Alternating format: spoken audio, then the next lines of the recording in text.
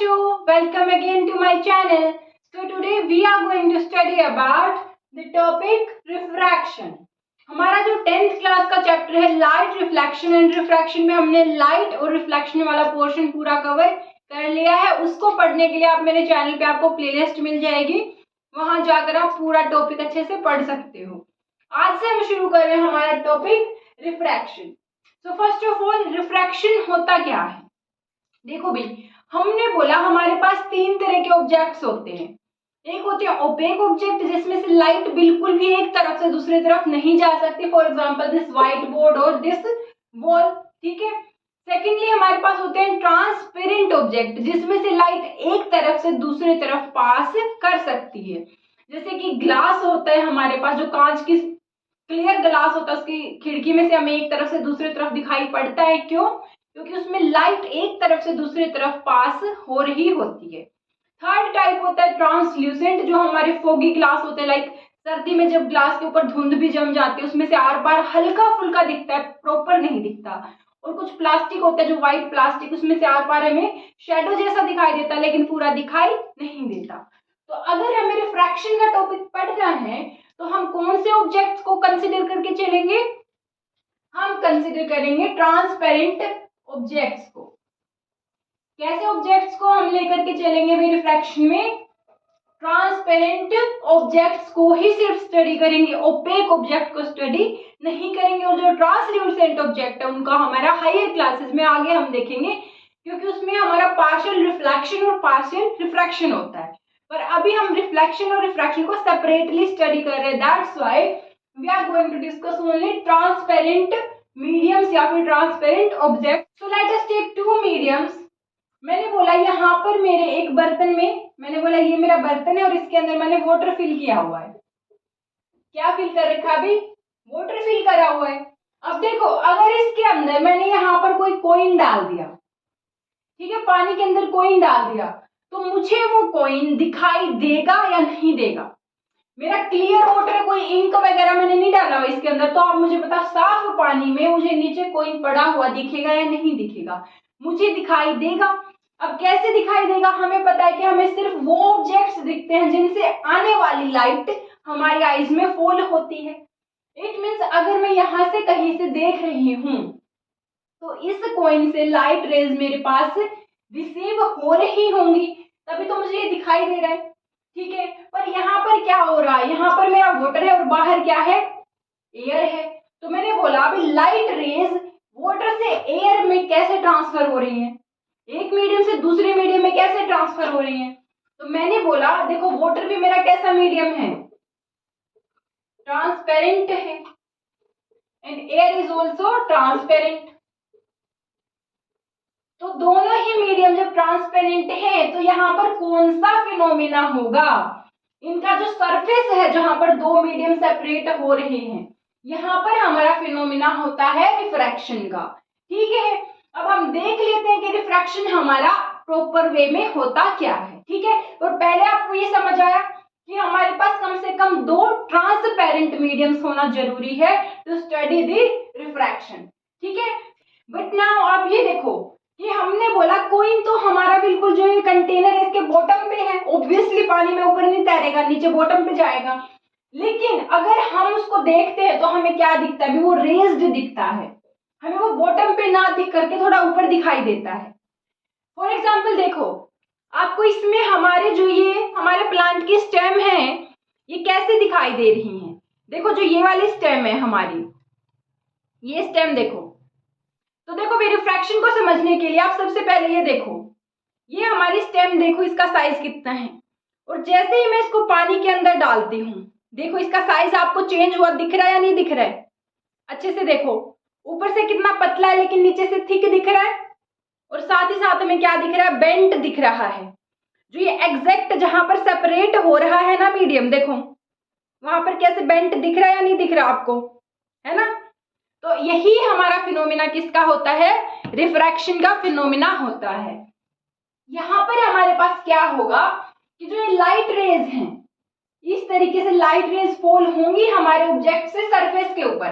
कौन सा सरफेस? जहां पर दो मीडियम आपस में सेपरेट हो रहे हैं। अब हमारा देखो, अगर मीडियम सेपरेट हो रहा है मीडियम अगर सेपरेट हो रहा है तो उन मीडियम की डेंसिटी भी अलग अलग होंगी ना, तो डेंसिटी भी क्या होगी, चेंज हो जाएगी। अब अगर डेंसिटी चेंज हो जाएगी तो इस डेंसिटी के चेंज की वजह से जो स्पीड ऑफ लाइट होगा, क्या होगा, स्पीड ऑफ लाइट, वो क्या हो जाएगा, चेंज हो जाएगा। ठीक है, हमने बोला कि जैसे ही मीडियम सेपरेट होगा, चेंज होगा, तो डेंसिटी चेंज हो जाएगी मीडियम की। डेंसिटी ऑफ मीडियम जैसे ही चेंज होगी वैसे ही स्पीड ऑफ लाइट चेंज हो जाएगी। फॉर एग्जांपल अगर कोई मीडियम है हमारे पास, ये है मीडियम 1, इसकी डेंसिटी हमने बोला लेस है, पार्टिकल्स दूर दूर हैं। सेकंड हमने कोई मीडियम लिया जहां पर पार्टिकल्स कैसे हैं, क्लोजली पैक्ड हैं। ठीक है, तो इस मीडियम की हमारी डेंसिटी कैसी हो जाएगी compared to first medium, density इसकी कैसी है, ज्यादा है। तो स्पीड यहाँ पर लाइट क्या होगा, ऐसे स्मूथली पास करेगा, पर यहाँ पर लाइट का जो हमारे पार्टिकल्स हैं उनके साथ थोड़ा बहुत क्या होगा, स्कैटरिंग होगा, जिसकी वजह से उसका स्पीड स्लो हो जाएगा। तो डेंसिटी चेंज होने से स्पीड ऑफ लाइट चेंज होगा, और स्पीड ऑफ लाइट चेंज होने से जो डायरेक्शन होगा लाइट का, direction of light also changes. ठीक है, तो जैसे ही मीडियम चेंज होगा वैसे ही स्पीड और डायरेक्शन ऑफ लाइट भी चेंज हो जाएगा। तो यहाँ पर हमारे पास क्या होगा, ये लाइट हमारी क्या हो रही है, वाटर क्या होता है भाई, डेंसर होता है कंपेयर्ड टू एयर। ठीक है, क्या होता है, डेंसर होता है वाटर एयर से ज्यादा। तो इस वजह से वाटर में तो स्पीड ऑफ लाइट कम था, पर एयर में जाते ही स्पीड ऑफ लाइट क्या हो जाएगा, ज्यादा हो जाएगा, जिसकी वजह से उसका डायरेक्शन भी चेंज हो जाएगा, और वो क्या हो जाएगी, इस तरीके से हमारी आइज को रिसीव होगी। अब हमारी आइज के लिए ये रे एग्जिस्ट नहीं कर रही, कौन से एग्जिस्ट कर रही है, ये वाली रे। हमारी आइज को क्या लगेगा कि लाइट रे कहां से आ रही है, यहां से। ठीक है, तो हमें ये ऑब्जेक्ट क्या दिखेगा, रेज्ड दिखता है, उसकी एक्चुअल पोजीशन पे दिखाई नहीं देता।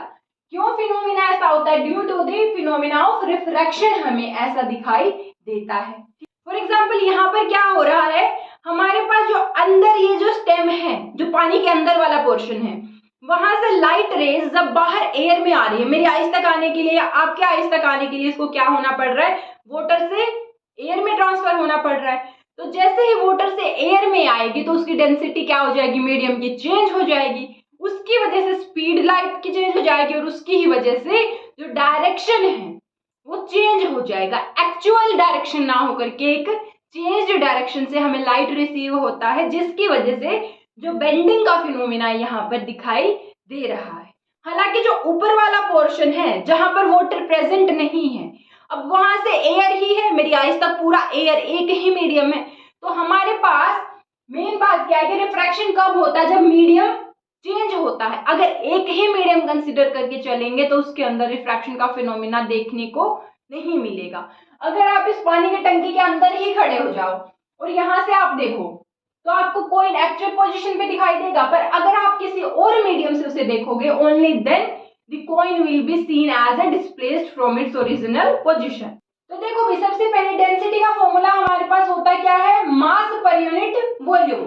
कि अगर आपको एक पर्टिकुलर वॉल्यूम दिया है, फॉर एग्जांपल हमारे पास दिया है 1 मीटर क्यूब वॉल्यूम दिया है, जिसकी लेंथ ब्रेड्थ हाइट हमारे वॉल्यूम की क्या है, 111 है। ठीक है, वॉल्यूम क्या है नीचे 1, अगर हम लें 1 मीटर क्यूब, तो मास अगर ज्यादा है उस वॉल्यूम में तो हमारी डेंसिटी ज्यादा, पर अगर लूजली पैक्ड है, मास कम है, कम पार्टिकल्स भरे हुए हैं, तो डेंसिटी क्या हो जाएगी, लेस हो जाएगी। तो on the basis of density we have two types of medium. First one is denser medium. Denser medium कौन सा होता है, जिसमें particles are closely packed. Particles क्या होंगे, क्लोजली पैक्ड होंगे, एक दूसरे के ज्यादा पास पास होंगे। हैज मोर डेंसिटी, इसकी डेंसिटी क्या होगी, ज्यादा होगी, and speed of light is slower. ठीक है, सेकंड हमारे पास कैसा मीडियम होगा, रेयरर मीडियम। रेयरर मीडियम की क्या प्रॉपर्टीज होंगी, particles are loosely packed, particles कैसे हैं, एक दूसरे से दूर दूर पैक्ड है कंपेयर्ड टू डेंसर मीडियम। ठीक है, आगे है कि हैज लेस डेंसिटी, जो रेयरर मीडियम होता है उसकी डेंसिटी कैसी होती है, कम होती है, and speed of light is faster as compared to denser medium. यहाँ पर एक इंपॉर्टेंट बात क्या है कि हम डेंसर या रेयरर मीडियम में कोई कैटेगरी नहीं बना सकते कि ये मीडियम डेंसर होता है, ये रेयरर होता है। हमारे पास रेयरर और डेंसर हम कैसे डिसाइड करते हैं कि जो गिवन मीडियम्स हैं उनके बीच में हम देखेंगे जोन से की डेंसिटी ज्यादा होगी वो डेंसर, जिसकी कम होगी वो रेयरर। फॉर एग्जाम्पल अगर हमारे पास गिवन है एयर एंड वाटर, तो हम सबको पता है कि एयर यहाँ पर क्या हो जाएगा, rarer and water is denser. Air कैसा हो जाएगा, rarer and water is denser. On the other hand हमको अगर वो दे दे वाटर एंड ग्लास, तो यहाँ पर देखो वाटर और ग्लास में से कौन रेयरर होगा कौन डेंसर होगा। यहाँ पर वाटर क्या हो जाएगा, रेयरर, और ग्लास क्या हो जाएगा, डेंसर। तो देखो यहाँ पर वाटर डेंसर की तरह काम कर रहा है, लेकिन यहाँ पर water as a rarer work कर रहा है। क्यों? क्योंकि हमें देखना कि किसके विद रिस्पेक्ट वहां पर लाइट एक मीडियम से दूसरे में जा रही है। तो यहाँ पर हम क्या करेंगे, गिवन मीडियम्स को कंपेयर करेंगे, ना कि कोई कैटेगरी होता है कि डेंसर यही मीडियम होगा, रेयरर यही मीडियम होगा। ठीक है, तो देखो सबसे पहले हम क्या करते हैं, मैंने बोला कि ये मेरा सरफेस है जहां से दो मीडियम सेपरेट हो रहे हैं। अब मेरे पास जो ऊपर है वो मैंने बोला एयर है, या फिर हम बोल देते हैं रेयरर मीडियम है, और नीचे कौन सा है मेरे पास, वाटर है।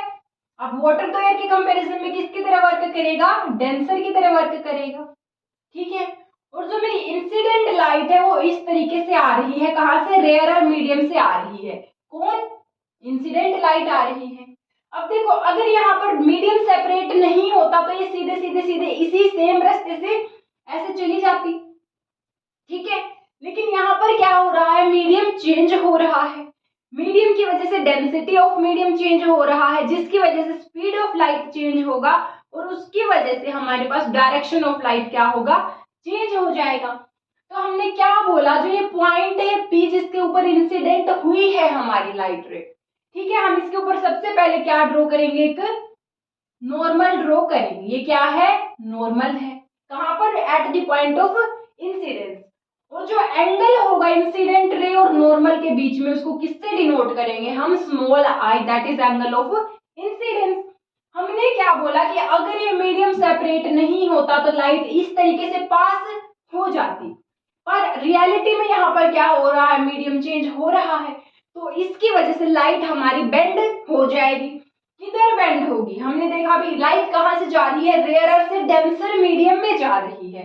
तो देखो रेयरर का मतलब क्या, कि खुला खुला है, यहाँ पर लाइट आराम से चलेगी, उसको कोई दिक्कत नहीं है। लेकिन जैसे ही डेंसर में वो एंटर करेगी तो पार्टिकल्स की वजह से वो क्या हो जाएगी, बंद बंद फील करेगी, क्योंकि पार्टिकल्स क्लोज पैक्ड हैं। तो वो क्या हो जाएगी, भी नॉर्मल की तरफ ऐसे बंद बंद होके चलेगी, पहले आराम से खुल के चल रही होती है, जैसे ही डेंसर में जाएगी बंद हो जाएगी। तो किधर बेंड हो जाएगी, बेंड हो जाएगी टुवर्ड्स द नॉर्मल।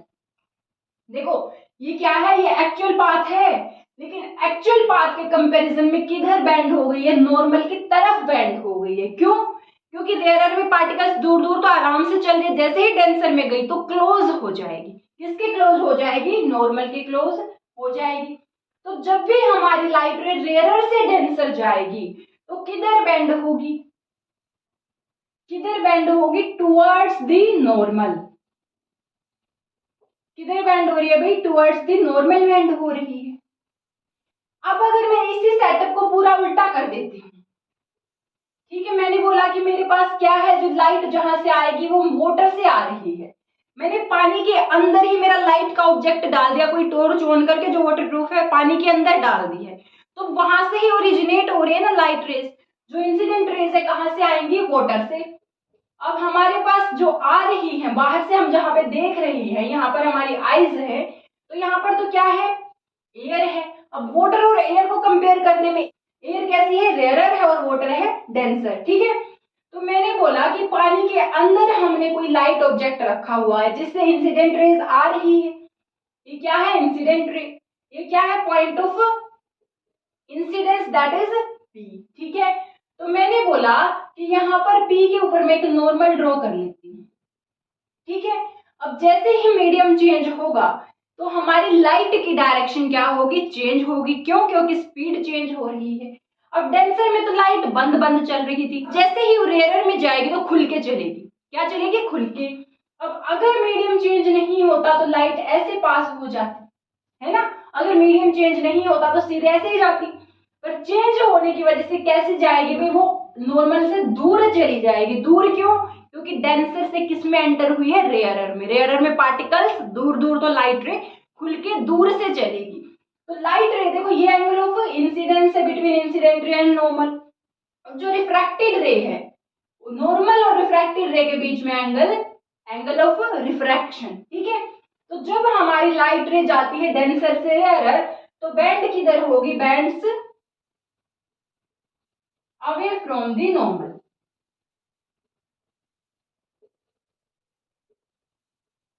तो जैसे ही हमारी लाइट रे रेयरर से डेंसर जाएगी तो बैंड होगी टुवर्ड्स द नॉर्मल, और जब डेंसर टू रेयरर जाएगी तो बैंड होगी away from the normal.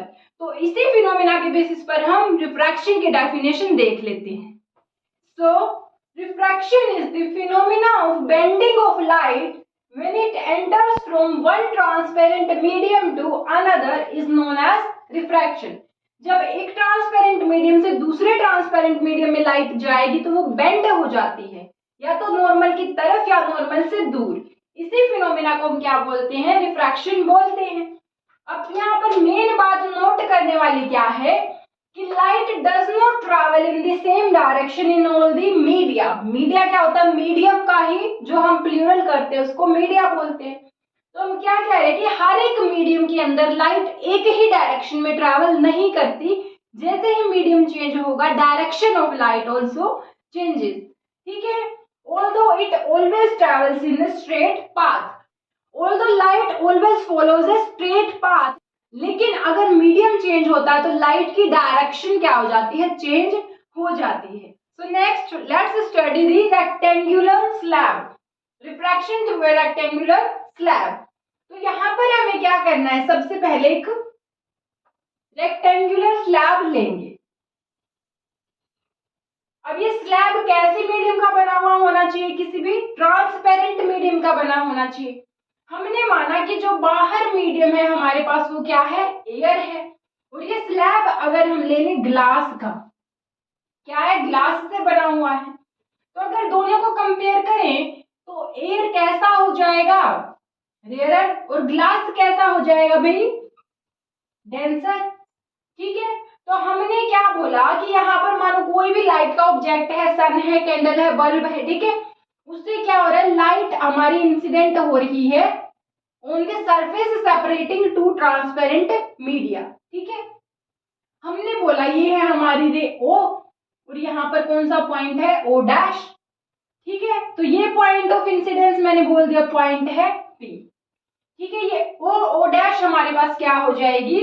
O dash हो जाएगी इंसिडेंट रे, इंसिडेंट रे। और ये पॉइंट पी क्या है? ये है point of incidence, point of incidence. अब मैंने बोला कि यहाँ पर जो पॉइंट पी है, let me draw a normal here. ये क्या है मेरे पास? नॉर्मल है। एन क्या है भाई? नॉर्मल है। कहां पर है normal? To the surface separating two transparent media. अब मैंने बोला कि जो एंगल होगा यहाँ पर between incident ray and normal, ये क्या हो जाएगा? Angle of incidence.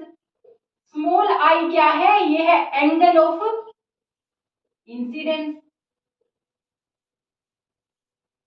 ठीक है।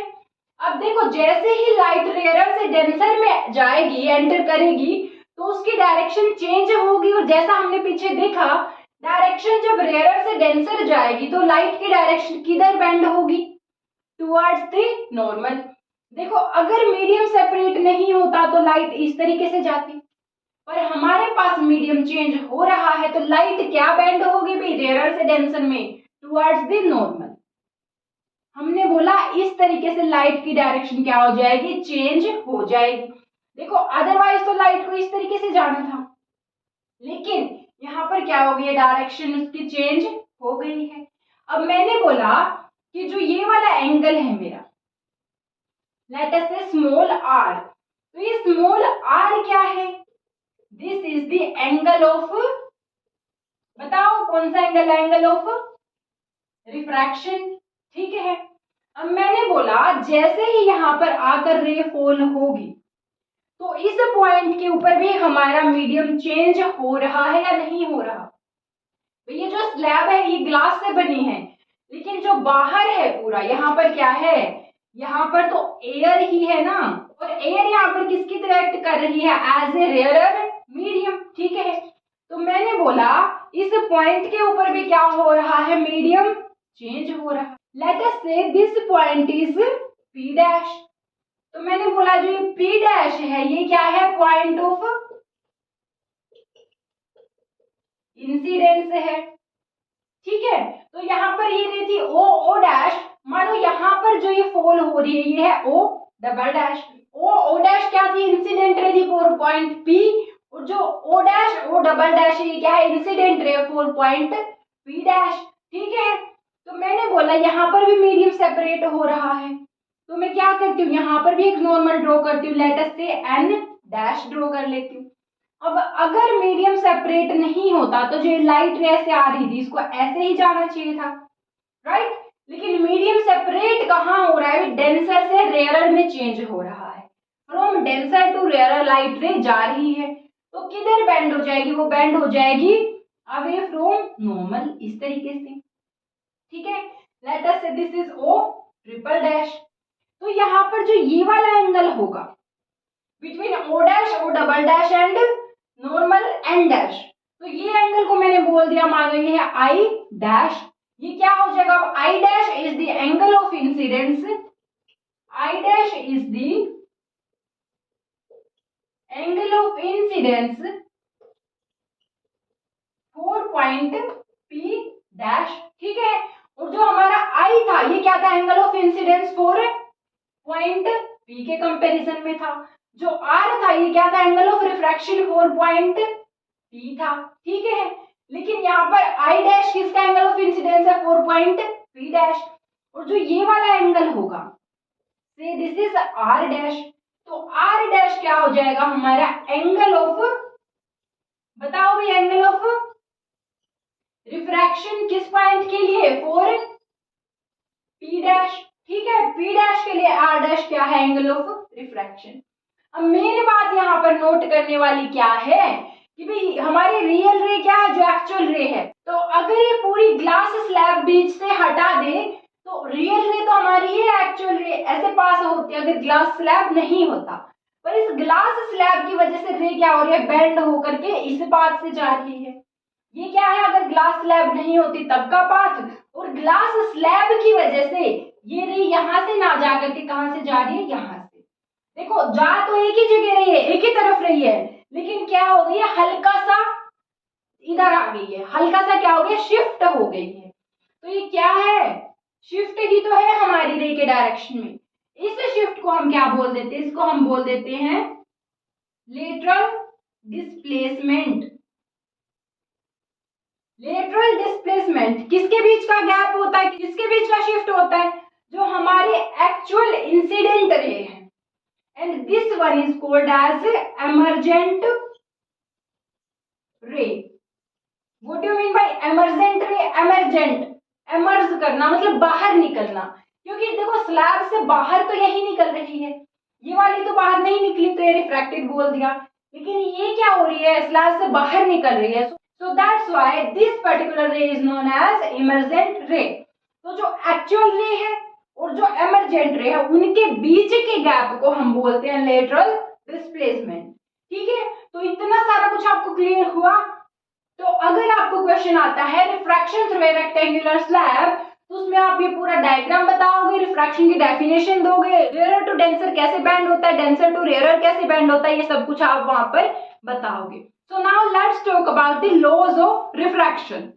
तो जो फर्स्ट लॉ होता है अभी रिफ्रैक्शन का, वो क्या होता है, that is about the point of incidence. हम इस पॉइंट की बात अगर करें तो हम क्या बोलेंगे, एट P, P के ऊपर जो हमारी रे है incident that is O dash, normal that is N, and refracted रे that is O dash and O double dash, all lie in the same plane. All lie in the same plane कहाँ पर? At the point of incidence, जो incident ray है normal है और जो refracted ray है, those all lie in the same plane. अगर मेरी इंसिडेंट रे इस तरीके से आ रही है अलोंग द बोर्ड, अगर नॉर्मल भी अलोंग द बोर्ड है, then refracted ray must pass along the board. ऐसा नहीं कि भाई ऐसे चली जाएगी, नो, कैसे जाएगी? अलोंग द बोर्ड ही जाएगी, क्योंकि eight the point of incidence तीनों की तीनों चीजें क्या होंगी? सेम प्लेन पे लाई करेंगी। सिमिलरली अगर हम बात करें at p dash, p dash पर क्या हो जाएगा? यहां पर इंसिडेंट रे कौन है? अब यहां पर है o dash and o double dash. Normal क्या है यहाँ पर? N dash. और जो पॉइंट पी डैश के लिए रिफ्रैक्टेड रे वो कौन है? O double dash and o triple dash. ये क्या है? रिफ्रैक्टेड रे फॉर पॉइंट पी डैश। ये तीनों क्या होंगी? All lie in the same plane.